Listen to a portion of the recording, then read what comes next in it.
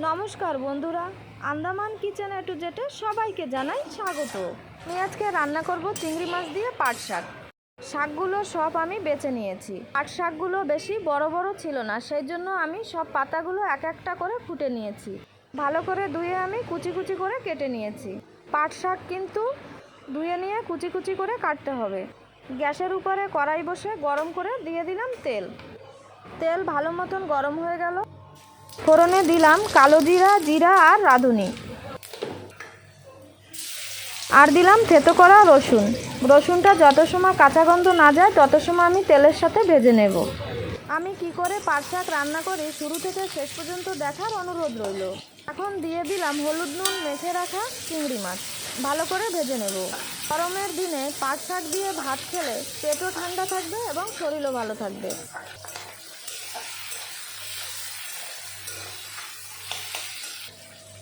চিংড়ি মাছ ভালো করে ভাজা হয়ে গেল, তারপরে দিয়ে দিলাম জল।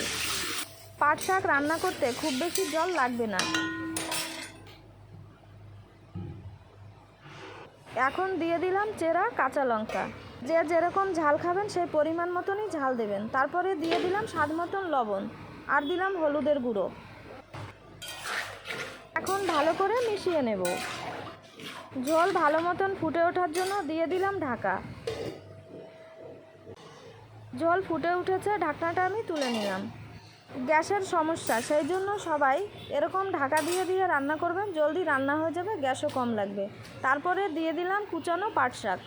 শাক সবজিগুলো সবসময় বাজার থেকে ফ্রেশ কেনার চেষ্টা করবেন, রান্না করলে খেতে খুব ভালো লাগবে। ঝোলের সাথে পাট শাকগুলো সব আমি ভালো মতন মিশিয়ে নেব। সকল নতুন বন্ধুদের কাছে আমার অনুরোধ, আমার রান্না যদি আপনাদের কাছে ভালো লেগে থাকে তাহলে আমার চ্যানেলটাকে সাবস্ক্রাইব করে পাশে থাকবেন আর সাপোর্ট করবেন।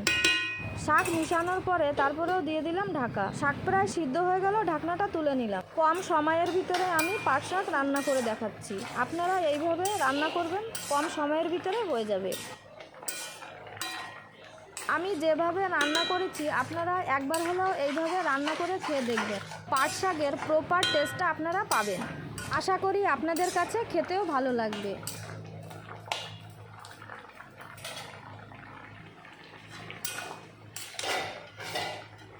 পাট শাক সুন্দর আমার সিদ্ধ হয়ে গেল। আমার পাট শাক রান্না যদি আপনাদের কাছে ভালো লেগে থাকে তাহলে লাইক, শেয়ার আর কমেন্ট করতে ভুলবেন না কিন্তু। পাট শাক রান্না আমার হয়ে গেল, এখন আমি ঢেলে নেব। গরম ভাতের সাথে এক থালা ভাত পাট শাক দিয়েই খাওয়া হয়ে যাবে। আপনারা ভালো থাকবেন, সুস্থ থাকবেন। ফিরে আসবো নতুন আর এক রান্নার ভিডিওর সাথে।